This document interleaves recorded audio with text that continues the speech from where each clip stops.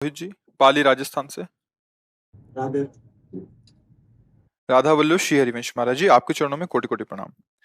प्रभु जी, संसार में इतनी दरिद्रता और इतने कष्ट क्यों हैं? क्या ये हमारे पिछले कर्मों का फल है, या ये हमारे पूरे परिवार को भोगना पड़ेगा? तथा सच्ची शांति कैसे प्राप्त होगी? हमारे कर्म से ही ये सब परिणाम आता है। अब खेती तो बहुत अच्छी उपजाऊ है, लेकिन आपने मेहनत नहीं की, बीज नहीं बोया, खाद नहीं लगाई, रक्षा नहीं की, तो भीख ही मांगनी पड़ेगी। फिर आपको है तो खेती।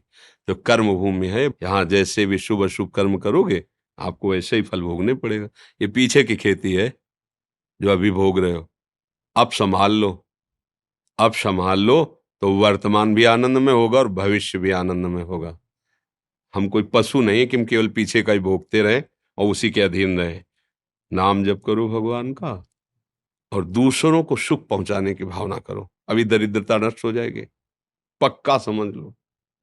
जिसको धन चाहिए, हम तुम्हें आंतरिक बात बता रहे हैं, जो है, जितना है, उसी से माता पिता भाई बंधु और आए हुए अतिथि और किसी एक बाहरी दुखी जिससे हमारा कोई मतलब नहीं, उसको सुख पहुंचाना शुरू करो। फिर देखो दरिद्रता नष्ट ना हो जाए तो हमें बता देना।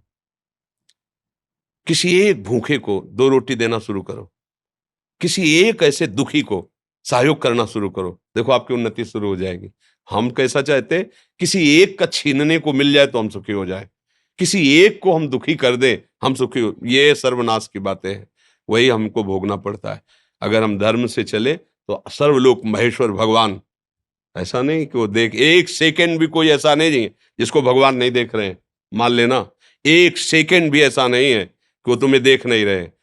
वो शास्त्र शीर्षा पुरखा शास्त्राक्षा शास्त्रपात, वो अनंत नेत्रों वाला अनंत स्वरूपों में विराजमान है। सही ढंग से चलो, पीछे की बिगड़ी बना लो, आगे का मंगलमय मार्ग हो जाएगा।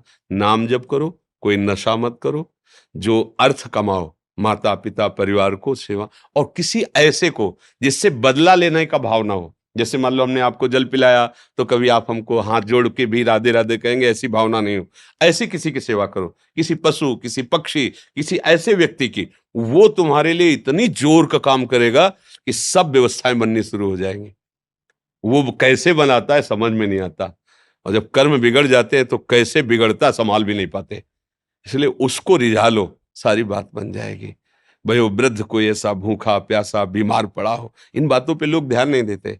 कोई पशु ही है, सेवा का अवसर मिला है, तन मन धन से कर दो से, उसका परिणाम